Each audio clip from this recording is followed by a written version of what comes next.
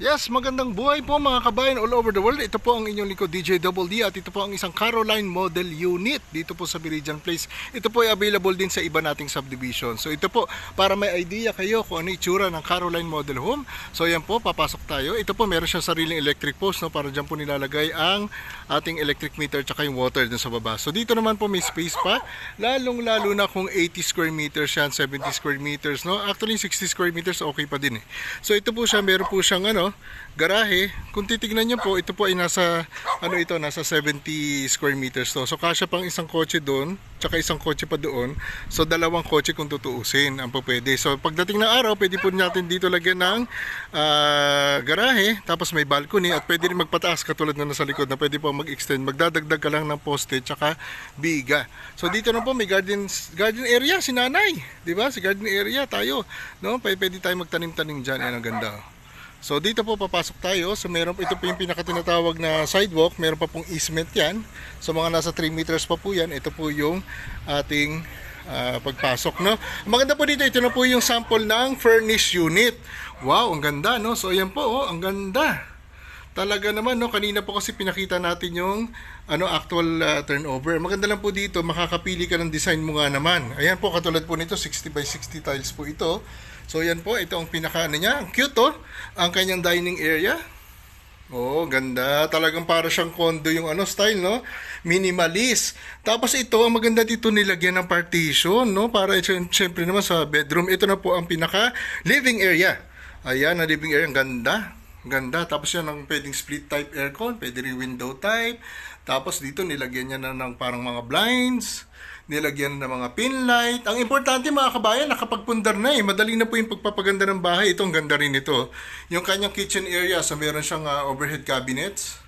Meron din cabinets underneath. O, di ba? May snake plant pa. Tapos dito nilagyan niya ng countertop. Meron siyang electronic dyan. Yung stove, yung tinatawag na induction cooker, no? Tapos ito po ang kanyang sink. Kasi po, yung actual po nga natin, di ba nakita natin kanina, meron ng ganitong kasama.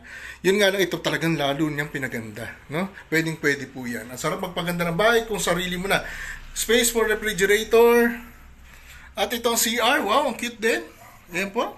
Nakita niyo naman yung actual finish, no? So pwede siya pagandahin ng ganyan. O simple lang, pero ang ganda. O, nilagyan ng cabinet. Ayun, sa ilalim, ganda nga naman.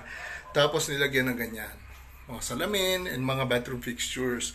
Tapos dito, pasok tayo sa kwarto. So ito po nilagyan niya ng cabinet. Very efficient, no? Tapos may study area pa. Ibig sabihin, or working area, no? Kasi work from home na ngayon. Pwede. Ayan, oh. So ang ganda, pwede pang lagyan ng cabinet yun sa taas eh. So pwede pa, ibig sabihin po malaki pa yung space.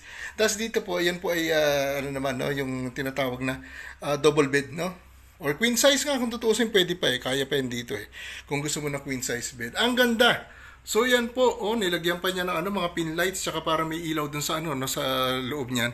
So yan po ang isang sample na meron ng bedroom. Tapos dito sa labas, ang ganda, cute ng doorknob niya. Wow!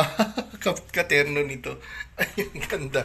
Ito po sa likod, meron pang space syempre for laundry and yung stock room natin. So yan, hanggang dito ang property line natin dyan. So yan, sarado lang natin. Yan po ang ating property line, pwede dyan. Hanggang dito yung kapitbahay mo. So maluwag pa. Maluwag pa. Ang importante po, may lote ka na maluwag, may bahay ka pa. So yan po siya ang isang sample natin ng Caroline model na nilagyan na po ng furnishing, di ba? So furnished na siya. Ang ganda. Importante ay umaksyon ka na at as we speak, so ngayon po December ngayon, meron po tayong mga bungalow din na mga bahay sa iba natin subdivision na pre-selling for as low as 200 pesos or 6,000 pesos per month. Pero syempre, mabilis po yung maubos. So, once again, ito po ang isang Caroline model unit na furnished na. Congrats mga kabayan! Thank you!